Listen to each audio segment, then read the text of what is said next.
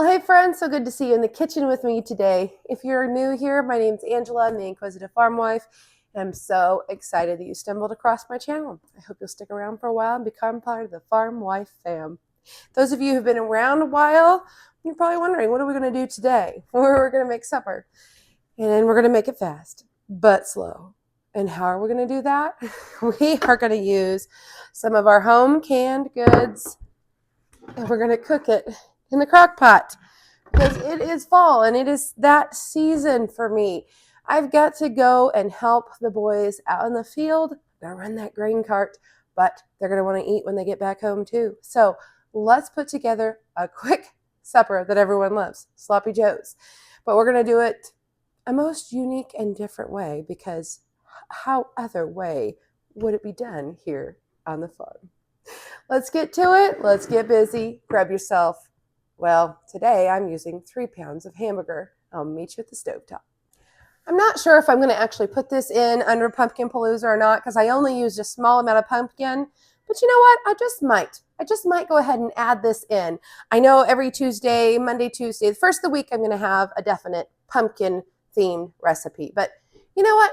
I'm going to throw this one in too, because you might think, how am I going to use that little bit of pumpkin for all these recipes that you're finding? Well, here's a way that you can sneak it right into your next meal.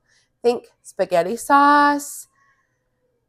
Think pizza. I mean, how about your next oatmeal? Stick it in there for breakfast. There's so many ways you can use just the tiniest bit. Hide it and put a little extra health in your meal. So guys, if you are participating in Pumpkin Palooza, make sure you let me know. Make sure you're tagging me. Make sure you're using hashtag Pumpkin Palooza so people can find all the recipes, because I'm so excited about all of us gathering all these wonderful recipes in one place where we can all be inspired. Okay, first things first, let's get our hamburger started. And I am wanting to make enough that we can hopefully we can have some leftovers here. This is beef that I have grown myself right here on the farm, and I like using this chopper to chop it up. And for sloppy joes, you don't want too big of a chunk, so I'll probably continue to chop this as it cooks. So we'll kind of keep an eye on that. So we've got our hamburger cooking away here, and remember, we're putting it in the crock pot so it doesn't have to completely cook. We just want to kind of get it good and brown. And so I'm going to show you what other things that we will be adding. Ooh, that meat's already starting to smell good, and we haven't done anything to it. I have a sloppy joe mix because we're making sloppy joes. But the thing is, I only made 1 batch last year, and we love it, and we've gone through it. And we really, really like it. And last time I also have 1 jar left of my mock rotel, which is basically salsa. I mean, it doesn't have a hot pepper. They're just mild peppers. And I put onion in mine, and I don't think rotel actually has onion. So it's a mild salsa. And I called it that because it was so mild. Okay, and then we may need to thicken it a little bit because this is going to loosen this up a little bit. But I mean, it is a loose meat sandwich. Come on. I've got some seasonings here. I've got hamburger seasoning. I've got a little liquid smoke. And I've got some Worcestershire sauce, because I had a friend who told me that's what they liked in their family. So I did that.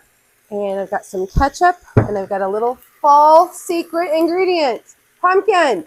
You remember the other day, probably the video before this, where we were making some pumpkin fudge? Yep, we did. And we had the tiniest bit later left, and I said, we'll use it later, and I'll hide it in something. We're going to hide it in our sloppy joes today, because we can use that to help kind of thicken up from that, the tomato rotel. No-tel, rotel, fake rotel, call it what you want. I call it mock rotel. Anyway, and then I have a small onion and a decent sized pepper from my garden. So we can get a little extra ingredients in there too, because we like that. And it's 3 pounds of meat to one of these is not enough. It's usually like 1 to 1, I think. Do it how you like it. But the meat is getting done. Let's get to it. Okay, so our meat is cooking up very nicely. Whoops, I might have dropped a little. Pay a little tax to the pepper poos. And we'll go ahead and slice these up because it wouldn't hurt to go ahead and put those in. Lose my knives. Put those in with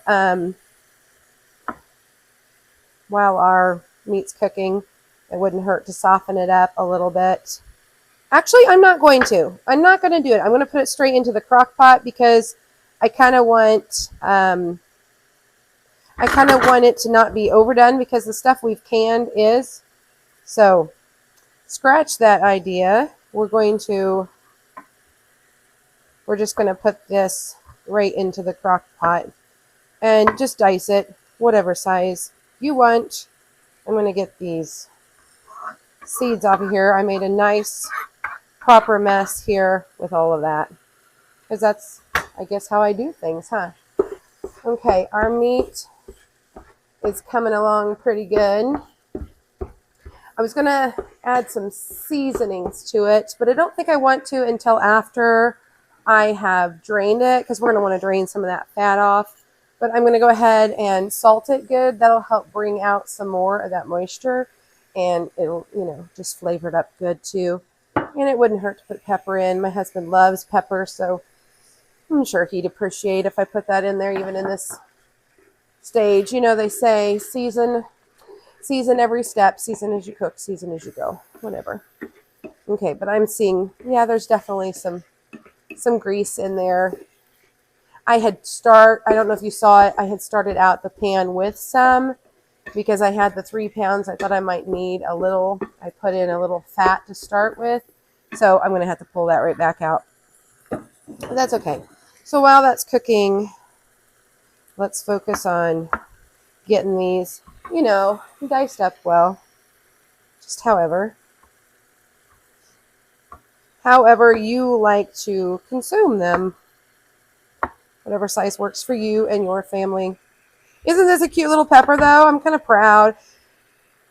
It's hit and miss for me with peppers on whether or not I'm going to have a good year. I kind of thought maybe doing that in the flower pots wasn't going to work for me. But then this year, I actually had some really nice sized peppers. I think it just depends on what you amend it with and how often you water and what the weather is. Does it get enough sun? I mean, there's just so many factors. And some years are just better than others in the garden. So I'm excited to have this lovely green pepper to add to today's meal. I had some other peppers, but I picked them and I didn't separate them, and I can't remember which is hot and which is not, and they look so much alike. They're not jalapenos or Hungarian something or other. So anyway, I was like, no, I don't think I will. I don't think I will chance it because I am a wimpy lipper, as my friend says. Oh no, my onion is sad. I may not get to use much onion. The inside has started to sprout. That's always a good sign of an old onion, isn't it? Went too far, too gone. That's all right. It will still make for good stock. And I'll just peel that way outer bit, and then we'll kind of slice this up a little bit.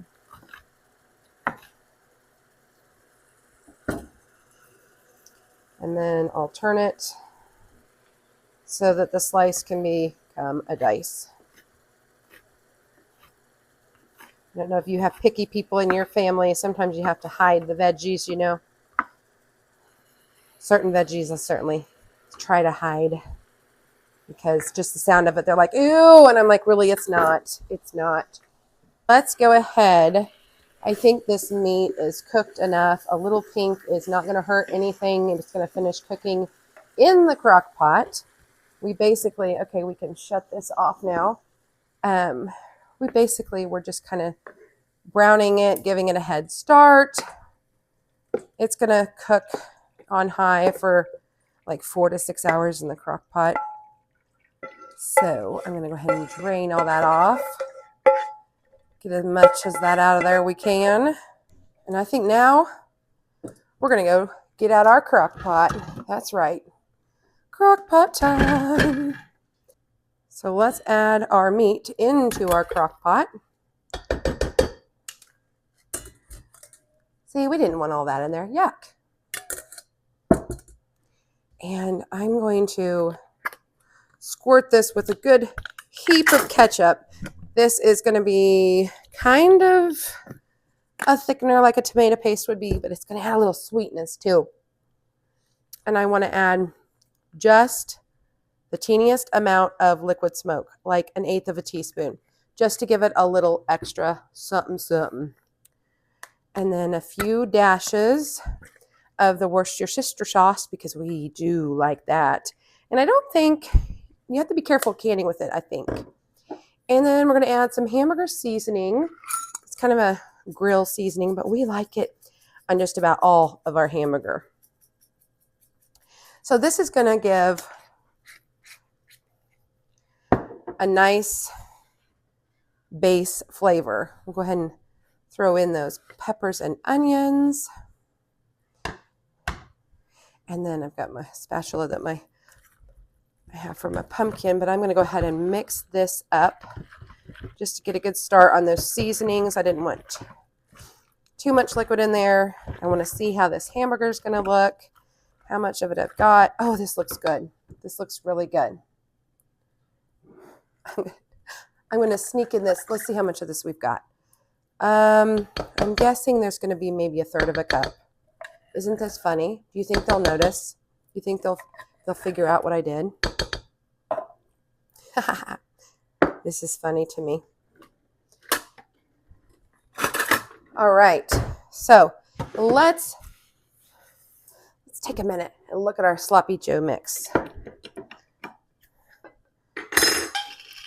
See, I've got my red pepper. Oh, it smells so good. I've got and it's a nice thick sauce.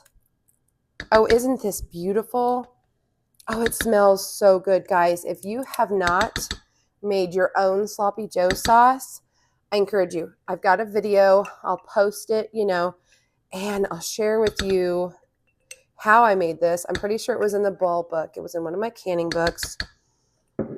And look at that color. Isn't that gorgeous? Isn't that just gorgeous? And I made this a year ago. And so this almost would be enough for this 3 pounds of meat with all the seasonings that I added. Almost. So you could probably get away with maybe the 2 pounds of meat. But because I went ahead and I'm adding 1/3, I'm going to add this in. But see, there's a lot of liquid in there. And yes, I could drain that liquid off. And it's going to make it very it's going to make it a bit veg heavy. But I kind of like that. We don't mind having all that. That's why I added that extra onion. And I didn't want to cook it, and I'm going to let it cook in the crock pot. So I didn't want to take and make it too tender. I wanted a little bite with it because we really like the green pepper, and there was red pepper in with the sloppy Joe sauce. So I think this will be really good. Doesn't this look good? And this will finish cooking this meat. This isn't too watery at all. I think that the pumpkin and the ketchup went ahead and thickened that up. And now I guarantee when I cook this, it's going to go ahead and it'll separate a little bit, and we'll probably see liquid, and we'll have to stir it all back in. But now I'm just going to turn my crock pot on high for 4 hours, and we're going to let it go. So how quick and how easy was that? People will ask me, I've seen you, you do a lot of canning, but I don't always see you cooking with it. Sometimes I do, sometimes I don't. How do I use it? How does canning help you? Well, right there made the fastest meal. And if I had already had, you can cook ground hamburger. Did you know that? You can cook it and can it. There is ways to do that. You can put it in broth. You can put it in water. There are different ways. You pre-cook the hamburger. You don't put it raw in there. Come on now. Let's use our brains, have a little science to things. Let's do things safely. But if I would have had cooked hamburger and cook it sloppy Joe sauce, I could have just literally poured them in, maybe doctored it up with whatever seasoning I was feeling that day, and I could have had an even quicker stovetop meal. But I didn't mind having this in the crock pot. I just got done with chores. I was able to come in and put that together using a few of my fresh ingredients from my garden. And I just remembered something else I want to add. Hold on. So I actually like mustard in with my sloppy joes. Oh, I guess I didn't turn my crock pot on either. So here we go. So when I used to make sloppy joes when my husband and I were first married, I didn't really have a recipe because my mom taught me to use condiments. Oops. So we'll squirt some of this on there. And you would take like ketchup packets, mustard packets, taco seasoning packets, whatever you had, you know, left over from the drive-thrus. And because they used to give you so many and you hated wasting them. And she taught me to use those to make your sloppy joe sauce. And so I kind of like mustard in there. And I knew I had this brown mustard and I thought that would be really good in there. You could use regular yellow mustard. You could have used powdered mustard, whatever, mustard powder. I just thought I would add just a little bit of this. And to me, this looks and smells really good. But we'll come back tonight and we'll put a sandwich together. Okay, so it is time to make our sloppy joes. I'm going to bring you in, show you what it looks like in the crock pot, and how I'm going to serve it up. The boys, I can hear them outside working. I'm hoping the dogs won't bark, but I had this bag of Hawaiian rolls in the freezer. I brought those out, and I'm just going to, here we go. Here it is. Can you see this? Can you see? I need to go this way with it, I guess. Can you see my sloppy joe mix? Look how wonderful it is. Now, my daughter chose, she went ahead and grabbed herself some. She chose to use this slotted spoon, but really you're not getting a lot of juice out of it once it's stirred in together. So I'm going to go ahead and put that on there like that. Ooh. And you could top it with aioli or whatever you like, cheese. I'm going to leave it just like this for me tonight. And then for a side, I've got some green beans that I doctored up. I talk about those in another video. And then I also have a dessert in the corner that is in that same video that you'll see what I do with that. So I'm going to go ahead and give you a taste test of just our meat mixture and see how that turned out. I'm really glad we added all the extra veg. The green peppers aren't crunchy at all, or the onions, because they cooked on high for 4 hours and then they set for several more hours on warm, just waiting for us because it's dark outside. Supper's been actually ready for a bit, but we are busy farming, and that's just the way it is sometimes, and that's what's great about crock pots this time of year. So, guys, I hope you enjoyed watching this. I hope you feel inspired to stretch out what you have and make it a little different than the usual. You don't have to follow that recipe exact. I hope that this will get you to think outside the box a little bit and your favorite things, and you think, oh, I don't have enough, I won't be able to make it. Yes, you can. Just alter it a little bit. So let me know if this is something you try. Bye for now. See you next time.